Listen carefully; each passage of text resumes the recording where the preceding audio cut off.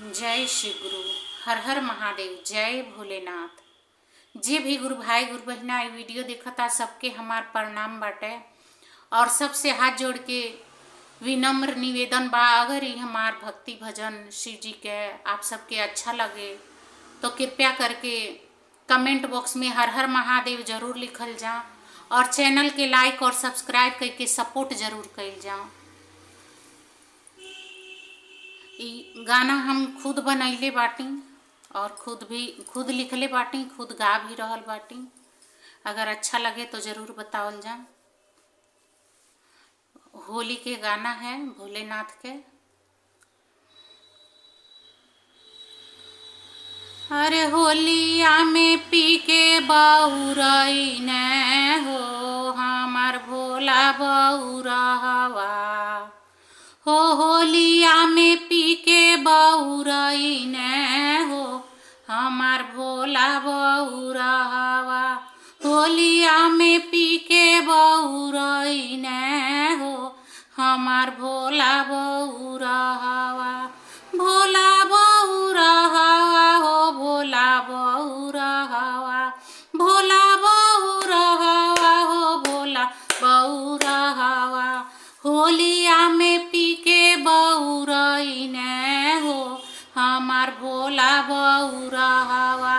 होलिया में पी के बउरई ने हो हमार भोला बउरहवा।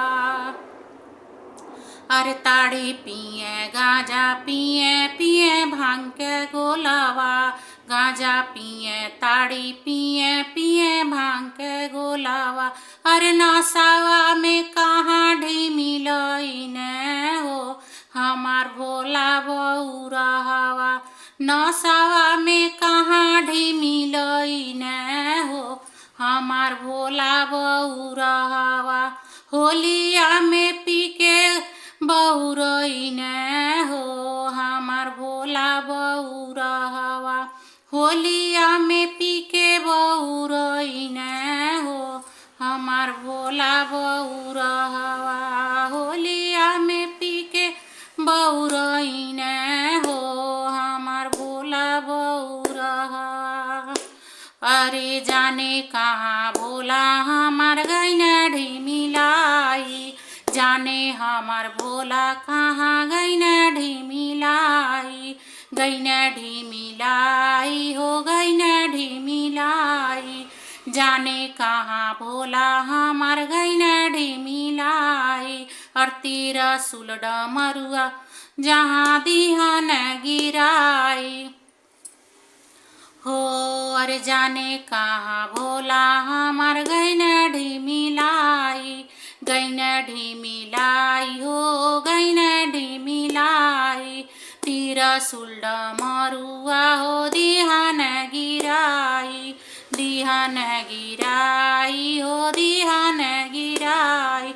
अरे नगावा के हरवा भूलवा ने हो हमार भोला बउरहवा। नगावा के हरवा भूलवा ने हो हमार भोला बउरहवा। होलिया में पी के बउरई ने हो हमार भोला बउरहवा।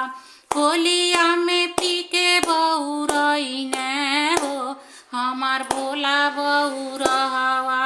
होलिया में पी के बउरई ने हो हमार भोला बउरहवा। अरे ताड़ी पिए गांजा पिए पिए भांग के गोलावा।